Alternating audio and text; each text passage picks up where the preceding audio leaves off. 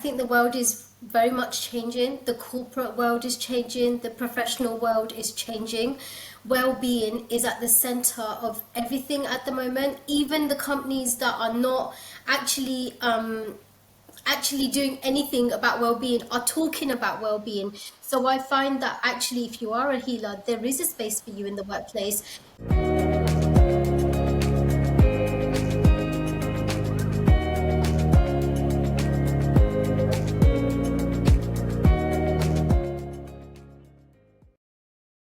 Hello, hello, hello, and welcome to Unleashed Voices. Today you're tuning into the Soulpreneurs Series, and I'm so excited to have Umma.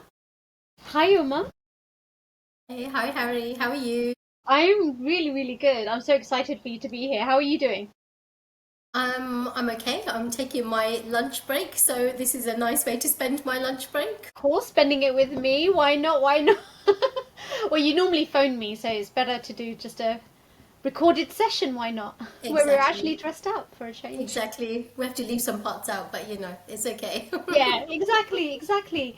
So, welcome to the Soulpreneur series. Please share your journey as a entrepreneur, and how you got here and what does that all look like, because there's going to be viewers who don't even know anything about you. So, share away. So, if I'm honest, I don't know how I became an entrepreneur. So, 7 years ago, I had my baby, who's not a baby anymore, and I went on a soul searching path, and one thing led to another, and here I am. So it started with crystals. My journey started with crystals and just wanting people to use crystals. So I started making jewelry pieces out of crystals, like bracelets, pendants, and then before I knew it, I was making crystal trees. And then that led me to connect with lots of other people, including yourself. And I met you at a pop-up that I organized. I had no idea about pop-ups. It was the first one that I ever organized. And, I think a lot of what I do now has been shaped by you, actually. I met people along that path. And then from the crystals, I met people that led me to the Reiki path and, the healing, and, things went from working with crystals to working with Reiki to work with theatre, and here I am with a so I don't do this as a full-time business, but it's not a hobby. It's definitely a service that I provide. It's not something that I just do in my spare time. It's something that is very purposeful. And I used to do the crystal trees. I don't do that anymore because I work full-time. So my roles have kind of always been in people-facing roles. At the moment, I support students at a university level, but within that, I know that I'm doing some sort of healing, some sort of something, and yeah, I think, have I answered your question? You have, yes, you have. Tell everyone your business name for a start. So, my business name, I've had three, by the way, You because have. I actually didn't know what I was doing. So, I started with Arts and Crafts by Umma, and Harry told me that was too long. So, then I went to Spiritual Creations by Umma, which was also too long. Even longer. It was even longer. And now my business is called Heart and Harmony. And I just feel like that it came to me, the name came to me when I was in Glastonbury on a trip with Harry. And it just feels me. It feels like what I'm about. So yeah, I'm called Heart and Harmony 7. Amazing. And I've actually loved seeing your growth and your journey as a business soulpreneur, from the first time I met you. And I just, honestly, it was the universe's way of just how we connected, right? And all Yeah, of a sudden, it's like we were meeting every Friday morning for breakfast, and I know. our Breakfast relationship meetings. just grew from Yeah. there. For those who don't know, explain what Theta is. So, Theta Healing is working with the subconscious, it's working on a subconscious level, it's working with blocks, it's working with deeper patterns and programs, and it's unlocking those on a subconscious level. I'm quite new to Theta Healing, so I use it alongside my Reiki when I feel I'm called to use it. I use Theta a lot more on myself and my own self beliefs. So Theta is all about belief work, basically. So it's called Theta Healing. It was founded by Vianna Stibble, and yeah, I'm still very new on my journey with Theta Healing, but it's something that I've seen amazing results with, alongside the Reiki that I use as well. So how does it differ to Reiki? Like, can you use both modalities at the same time, like in your sessions, or is it one or the other? It's one or the other, but I normally tap into the theta brainwave. I normally go, so the theta healing is, you work in the planes of existence, so you can go to the seventh plane, which is where God is, where that higher level energy is, and from there I can send Reiki, I can send downloads, I can do belief work from that level. So I always try and go to that level, because I know that that's going to be the highest guidance that I will get when I'm doing my healing. So I tap into that level first, and that's what theatre brought into my life, is tapping into that seventh plane, and doing things not from my belief system but from a higher belief system. What So it's a made you different want to modality. go down that route? I think I'm very much led by my heart, and it's something that came very randomly. I've had theatre healing sessions done before, and I felt the benefit of them, even though I'd only had a couple, and I just wanted to explore the modality a little bit more. And I knew that I couldn't go to a place and commit to like a 3 day training at the time, in person, and I found an online instructor, and it kind of just went, it was meant to be, it just kind of flowed really nice and easily, and I had the 3 days, and yeah, I guess I'm looking for a deeper way to heal myself, but to help others as well. Reiki it's my go-to for everything, but I think I wanted other tools that I can use to help other people, because Reiki obviously it's for everyone, but I want to be able to do more. So I think the theatre allows me to do a little bit more, and obviously as I grow with theatre, I'm sure that there'll be a lot more that I can bring to the table with this modality as well. So explain, what does Heart and Harmony 7 do? Like, who are you serving? What does that look like? So Heart and Harmony is helping those that are awakening, that are coming into the spiritual, the different ways, the different modalities. And I've always found that I have a teaching background, and I've always found that people that come to me are often quite new to spirituality, so they're kind of on a path to discover more, whether that they come in to talk to me about crystals, whether they come in to talk to me about Reiki, but there's always a teaching element. So I think Heart and Harmony is very much about the teaching element, and showing what's out there, and what I can do, what I can help with, but also connecting people to other things like crystals, for example, as well. So I do work with crystals. I work with crystals in my healing sessions, so in my Reiki sessions, but I also have a selection of crystals that I might recommend for my clients to buy. So yeah, Heart and Harmony is all about kind of awakening, tapping into different modalities, and I guess my audience are people that are new to spirituality. Based on your journey, when you were the new person looking at all of these modalities to who you are now, how does that differ? I've had some amazing people come into my life since I started my journey, and you being one of them, actually, and it's just been from learning. I was looking for answers. I really needed answers. I wanted to read about different things. I wanted to talk to different people, and I was constantly searching for the answers, and I felt like those answers started coming. The universe started sending different people my way, different healing modalities, different ways of doing things, practices, tools, and they just kept coming. And I guess the person that I was back then no longer exists because of all the healing that I've had. My confidence levels, what I'm about, how I help people, how I talk to people, how I show up to people is completely different to who I was then. Before I started my business with the crystal trees, I was very much behind the scenes. I wanted to be behind the scenes. I didn't want to be in, talking to people, but I am all about talking to people. I love having a conversation, and that wasn't how I was. I was very much an introvert, and I guess to some level, I still am, but actually, I feel energized from having conversations with people and talking to people about the things like about the things that I know about and how to help people, and yeah, spiritual practices, tools, they're my thing. And yeah, I guess I found my voice. I found my voice from who I was then. I found my voice along the way. Like, because I remember when I first met you, you were so quiet. And considering that you're the one who actually organized the pop-up event, Yeah. and literally up the road from where I live, and that was the first time we met, and I don't know, it was just love at first sight or something happened between us. I don't know what it was. There's something connected, and we just, it's like I had known you forever, right? That's what it felt like. It still feels like that. It still feels like you know everything about me, but actually we've not known each other It's not that been long. that It long. was just that connection. But yeah, to who I was back then, I was very unsure of myself. I was very insecure.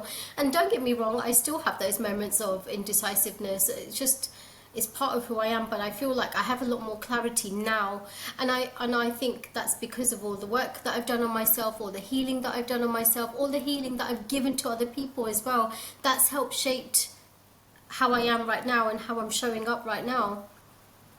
I speak to many soulpreneurs, and especially women who have a day job and then have a business on the side, which is exactly what you do. You have your main job, and then this is a business on the side. I'm not going to call it a side hustle or anything like that, but this is a business on the side that you're running alongside your full-time job. Do you feel that you've got to be a different identity in your job compared to who you are around your business? You know what? For so long, I did. I have felt like that. I felt like I had to keep this side of me away from work because it wasn't considered professional. You know, the more confident I get, the more I've realized that actually I am the same as when I am at work to when I am at when I am in my side business. And a lot of my clients now seem to be coming through work. A lot of the people that I talk to now seem to come in from work.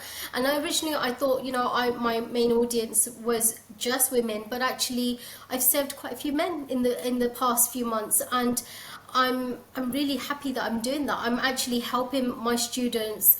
You know, I do a workshop. I might do a workshop on employability, so interview skills. But before that workshop happens, I'm talking about something that I love talking about. For example, meditation or breath work or grounding or something. And sometimes I find my people in these audiences. So I feel like I want to integrate it even more. And you know, I think for a long time I've had a LinkedIn post in my drafts and I haven't posted it, but actually I think I'm really fully ready to be my full self. And it's taken me a lot of time to work that out in my head, that actually I am the same person.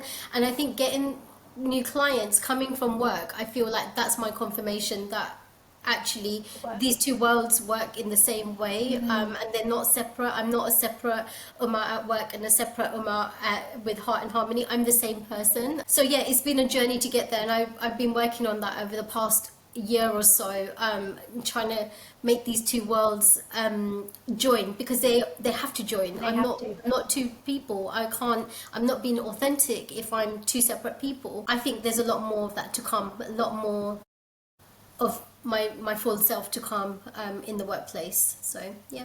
Is there any advice that you could give someone who's facing that situation? Because some people I speak to, they even have a complete different role on LinkedIn, where that's the professional world and the corporate world. But on Instagram or Facebook, they've got their business page and they're showing that they are a healer of some sort, or they've got a modality, a gift, they're a reader maybe. And there's a complete different person to what they show on LinkedIn. Is there any advice that you could share with someone, is like how to fuse their identity so that they become one?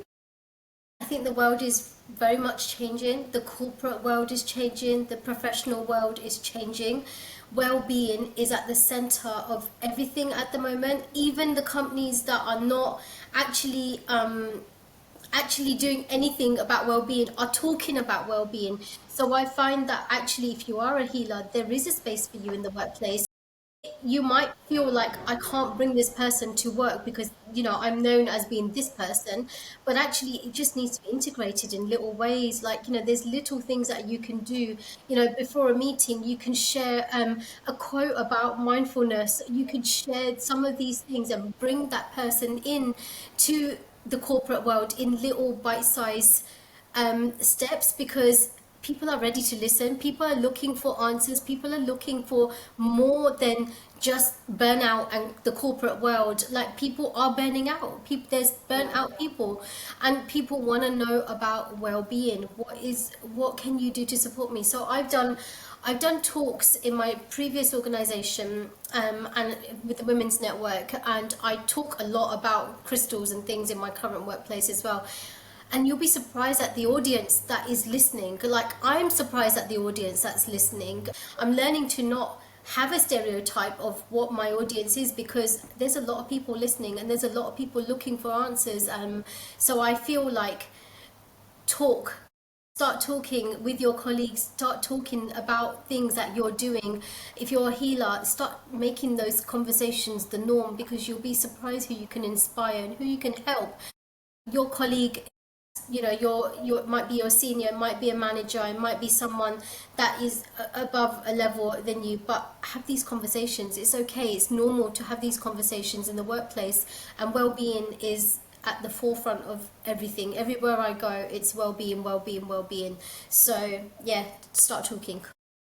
I also find that the more people who I speak to who are in the corporate industry are saying, "Oh, we've had a team building exercise," which is about having that time away from the office, especially like after the pandemic, where most of the time came from working from home and less time in the office, so that that connection wasn't there. And then all of a sudden, well-being days started popping up as well. So that's Yeah. quite common. And this is where there is a place for the healers, mindfulness, the personal development skill set, and the gifts that come into it. Yeah. Um, you mentioned you've got a little girl. She's not little, she's growing up. She's a young lady. Share with the audience how that journey was with raising a child in this day and age, with the challenges of being in the South Asian family, but having gifts and going down the route of healing.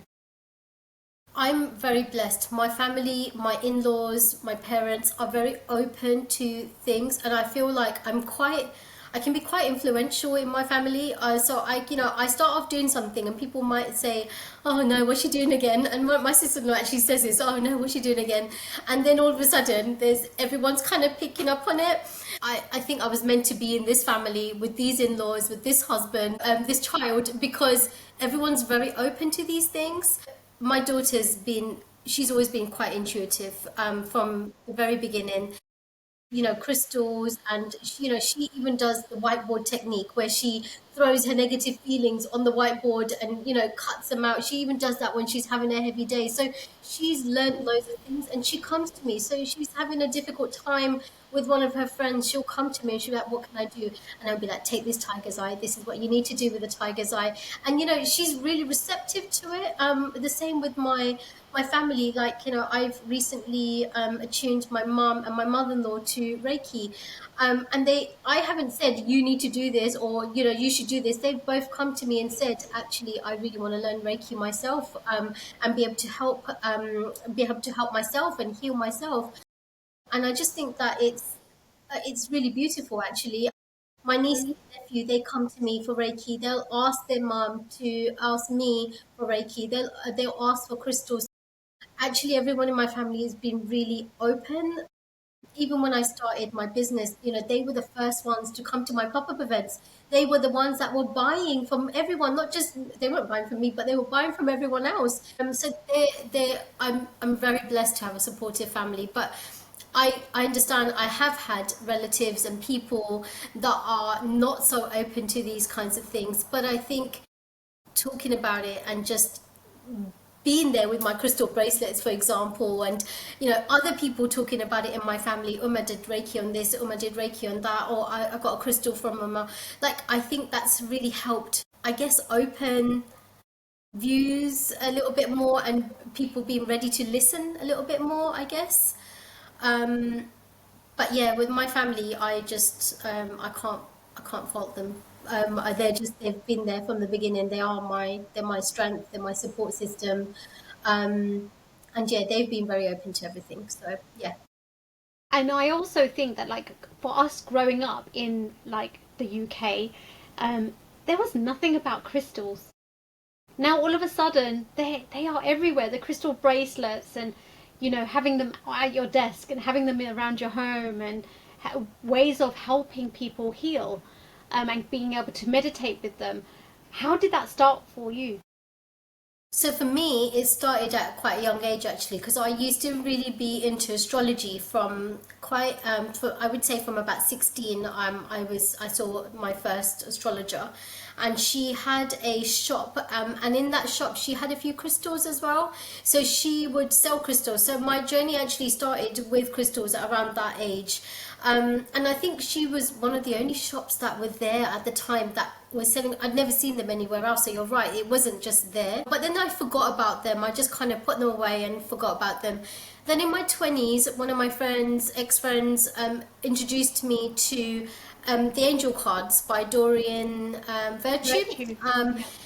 And I started combining the crystals with those angel cards. And then, my first crystal was an amethyst, and then I had a tiger's eye and an amethyst. So I didn't know much about them, but I knew that if I had them with me, they'd make me feel good. So I'd take them with me on holiday, not really knowing what to do with them, what they were for, but I just knew that they made me feel good. So I'd carry them with me, and they were like tiny little pieces.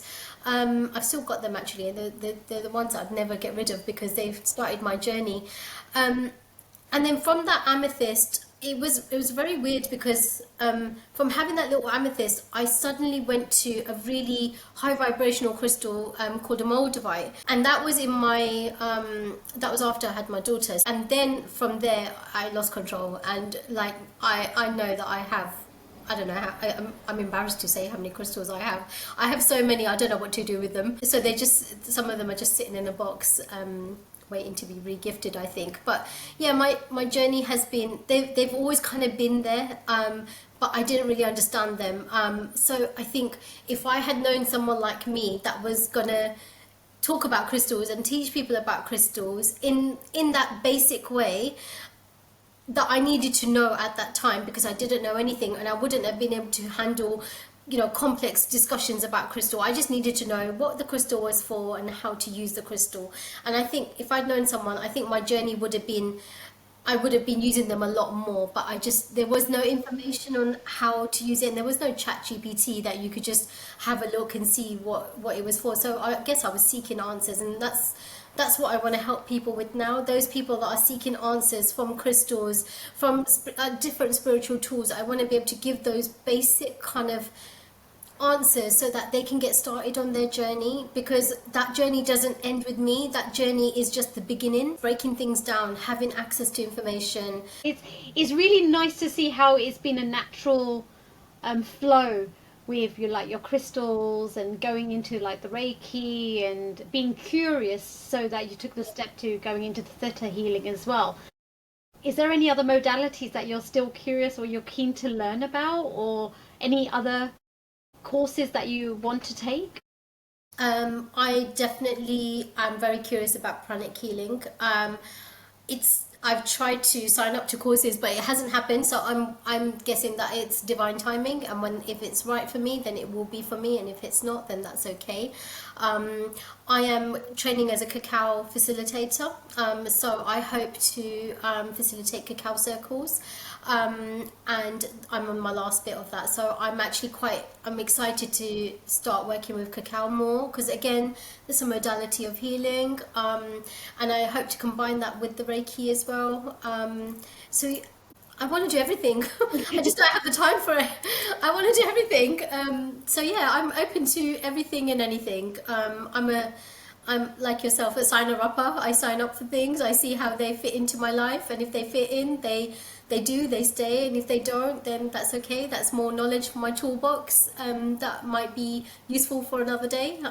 But yeah, I'm always curious. I think learning in this way, and learning different modalities and different practices and different spiritual tools are so important, as well as like, you know, the educational, the academic stuff. I think they need to go side by side actually. So yeah. You've mentioned the toolbox a few times. Tell me what's inside the toolbox. I know you've probably got hundreds of things, but like, what are your key things that you could just go in and just utilize on a day-to-day basis to help you either ground yourself for the day or set you up for the day? What is in your toolbox? So my go-to practices, because I feel like I am an empath, so I do take on a lot of emotions. I get overwhelmed quite quickly, quite easily. I can also release the energy quite quickly as well, so it doesn't stay with me for a long time.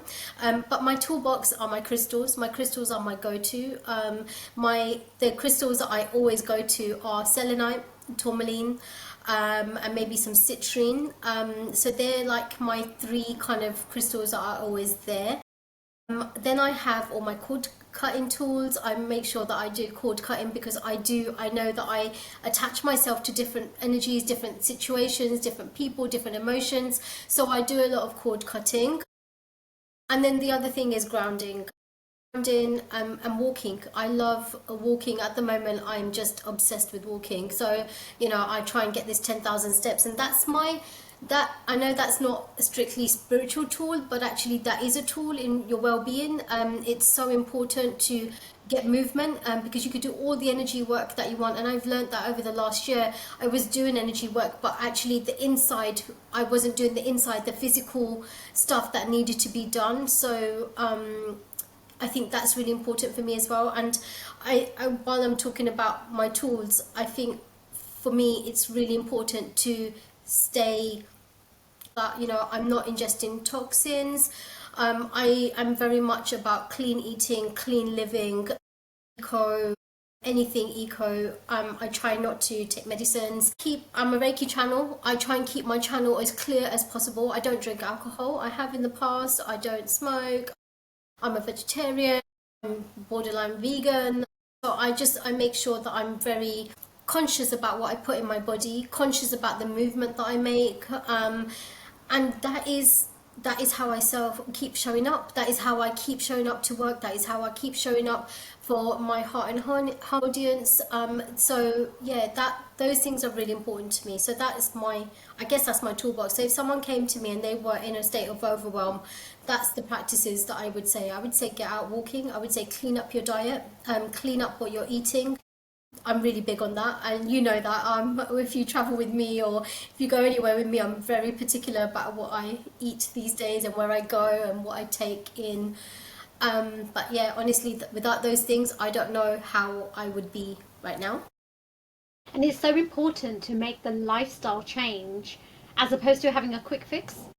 Because like, it's very easy for us to say, oh, okay, I'm going to give up chocolate for a month. Okay, and then what? You know, it's okay for a short term, but it has to be a lifestyle choice. And that's what I love what you said about your spiritual toolbox, that you walking and what you consume is part of your spiritual toolbox. Because I think it's so important to embrace that it's not just a meditation or it's not just a crystal. There's lifestyle importance here, which is impacting your body. Yeah. And I see the difference. I started my well-being journey about 1.5 years ago in terms of food, and I don't miss chocolates. I don't miss crisp. And it's been a year since I've been like this. Like a lot of weight loss later, I can feel the difference in myself. I can feel the energy. I could hardly walk to my station, which is like 10 minutes away at one point. I had fluid retention. I had all sorts of things going on because of what I was eating.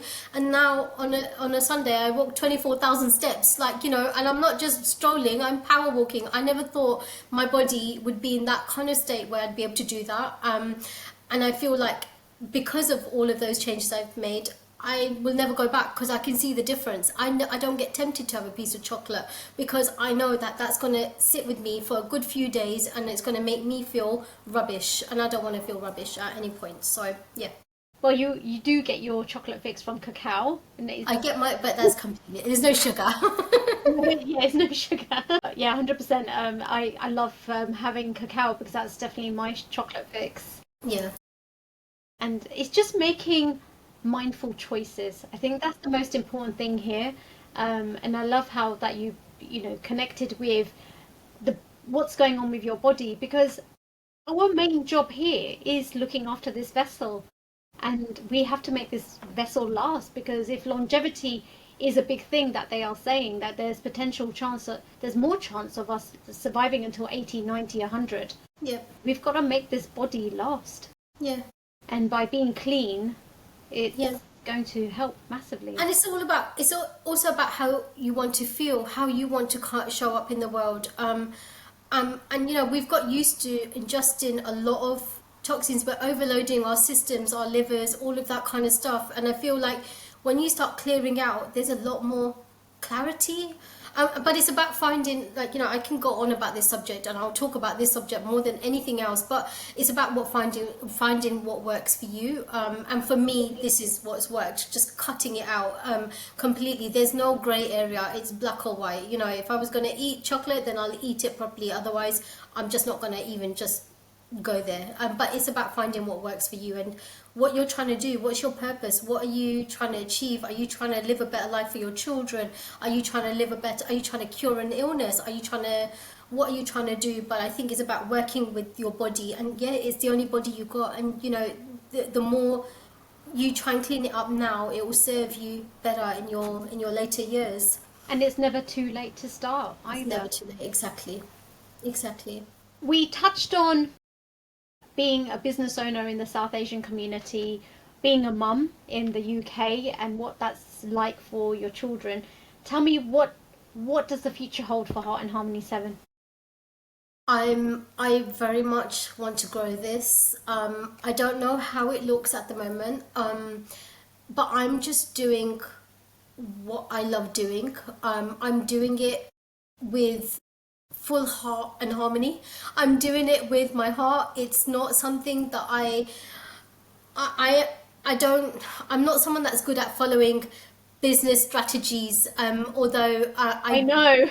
I do tap into these things. I tap into any services, anything that I can get more out of, I do. But I'm just not someone, I can't follow a recipe. I'm just not someone that can follow a plan. So I very much work with my heart, and I'm gonna go to where I'm being called, and I know that there's a calling. I know that there's a bigger purpose out there, and I'm gonna take myself, my brand, my business, everything that I know, my toolbox, I'm gonna take it with me to go to wherever it needs to go to.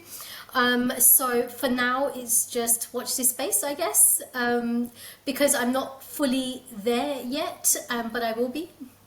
You will be. And based on what you've been through since I first, when the first time that I met you and how you've grown, I can't wait to see what that looks like, because just with the whole brand change, your newer identity, and bringing in more tools for your spiritual toolbox, I think there's a thing there with your spiritual toolbox. I think you need to talk a little bit more about it, because I think that's how people will connect to you, is understanding actually you're not just a Reiki master, you're not just talking about crystals, it's you overall. And I'm really glad that you brought on the topic about you doing your walking and the toxins that we put into our bodies and eating clean and everything, because it is all part of us and who we are, and it makes us as a better healer, and makes us into a better being, with being able to inspire other people, women. I want to touch base, going back onto something that you said, is how initially you thought that you were going to be serving women, and then you ended up getting a male client. How was that first feeling when you started working with a male client, and is that something that you would carry on doing? It's something that I hadn't even considered, and it's something that I was not expecting. But when I've got two colleagues, and they're both South Asian men, and when they approached me, like I've been talking about my side business, and what I do outside of work. So I have these conversations. So actually the curiosity was there from the beginning. I've had them ask me, but one of them was going through a breakup, and I just said, you know what, this is what I do outside of work. Let me know if you want to connect with me. And when he first did, I wasn't expecting him to, but actually the session was so good, and it was so nice to see his insights, and it was so nice to see how amazed he was with the results. And for me, that was like the reward. The reward was that he felt better about his breakup, and he felt better about coming to work again, because it was quite unusual to see a man break down at work. And I'm not saying that men shouldn't break down, but he must have been in real pain. And I was really glad to be part of that kind of support system for him. I'm not his friend. I'm just a colleague. We don't have heart to hearts or anything like that. And I didn't particularly want to know about the ins and outs, but I wanted to help. I don't want to just be the listener and absorb his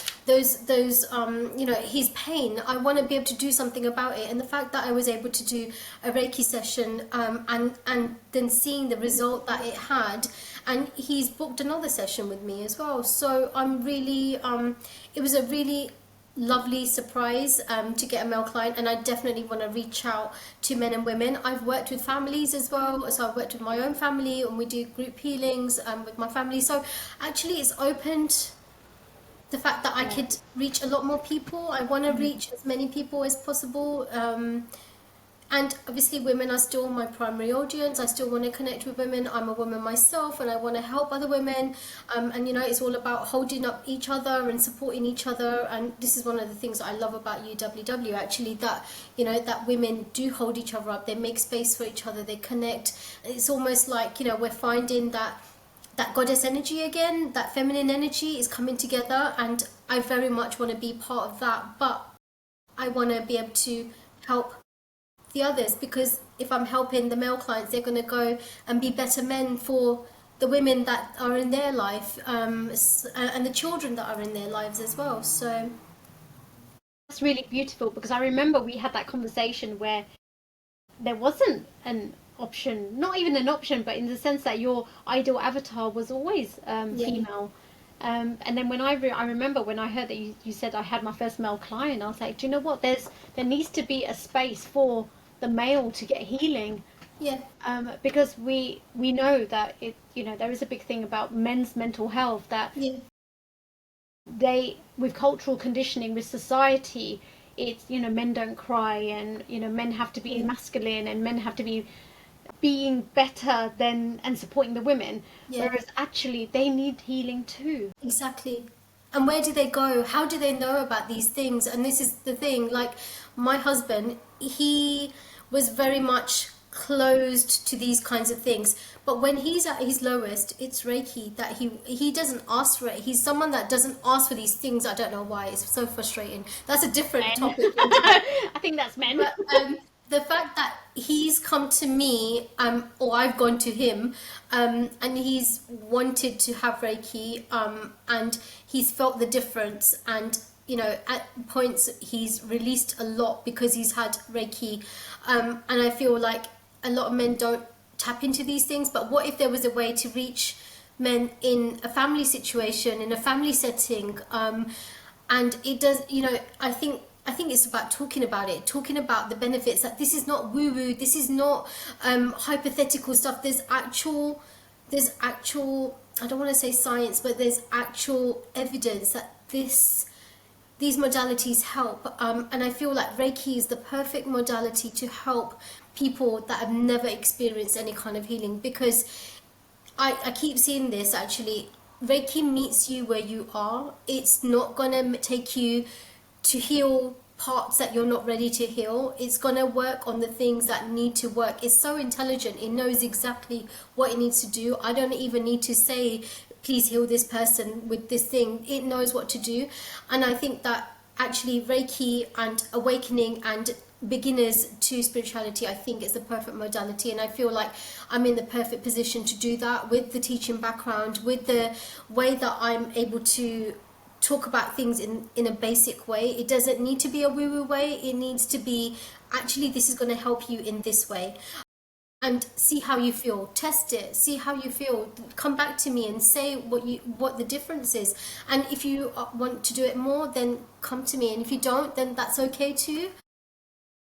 So it's about awareness, I guess, awareness, and talking about these things more, so that everyone's listening, not just Because it's no point just women doing the healing. The men need to do the healing as well. Otherwise, 100%. we get stuck, don't we? Yeah, So, and 100%. As a last question, what is the best advice that you could give to one of your fellow soulpreneurs navigating that journey of business?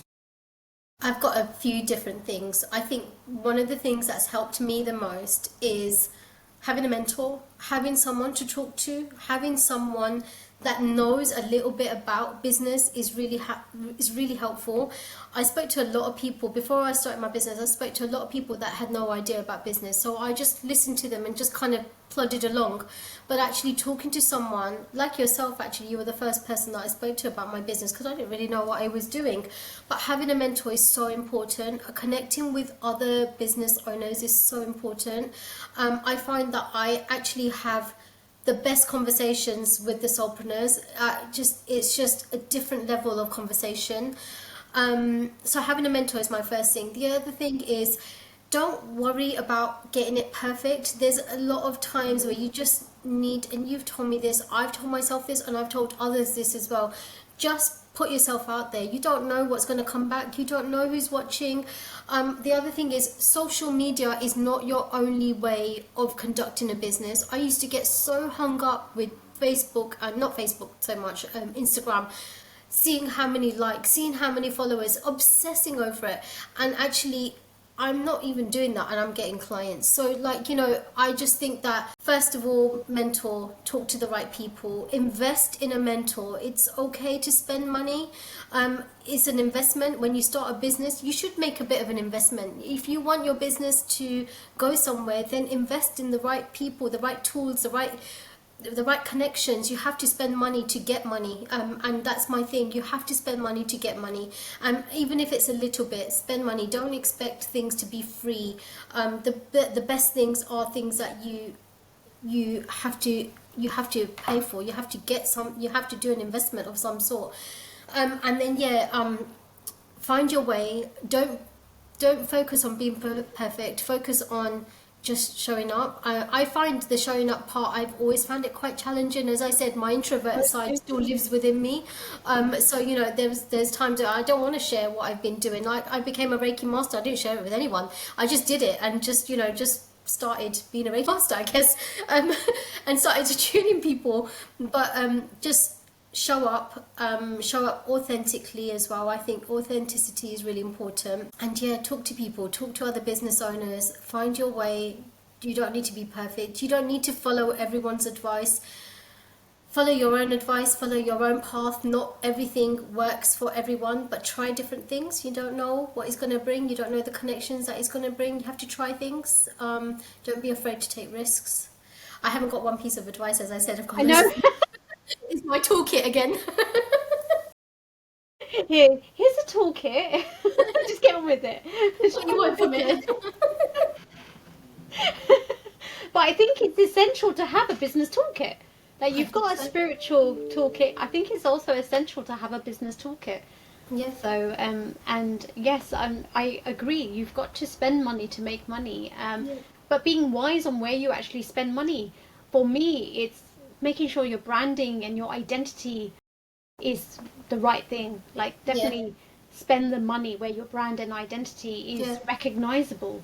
So even though that you may not be there, your brand will say it all.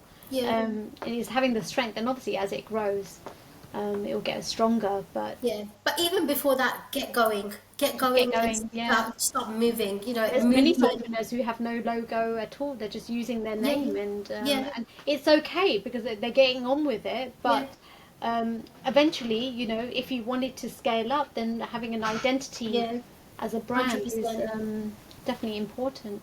And it's something to be proud of. It's not just, it's something to your brand. I love my logo. I love my branding. I love, I love that people can access me through my website. I think it's a big part of showing up with your business and your service and what you're there to offer, because you want to reach as many people as possible. And that means that you've got to have that professional. That outlook needs to be professional, and if you can get it from the beginning, do it. If not, start going, start moving, and then it will come. But definitely invest in the right things. Not everything. I've invested in a lot of things that I shouldn't have invested in, but you know, Trial and error. you learn. It's trial and error. You have to take the risks, and you just have to get going, I guess. Amazing. Thank you so much. Thank That you. was really, really beautiful. And you shared a lot in the sense that it's My mouth been, is really dry. in the sense that you've been able to share so much advice just about business and just navigating being a soulpreneur and a soul seeker as well. That, you know, you are a true soul seeker because you've been searching, and I think we are all soul seekers until the day we exit and depart. But yeah, thank you so much for sharing your journey, and thank you to all the viewers who have been watching. I hope you can all take away a little bit of knowledge away from Umma. Thank you guys. Thank you for having me, Harri. And it's been a true honor to speak, actually, and having a platform to speak as well is really nice. And as I said, social media is not your only platform to show up. So you've got platforms like this to show up as well. So yeah, 100%. thank you, Harri. Beautiful. Thank you. Thank you all for watching. Bye. Thank you. Bye.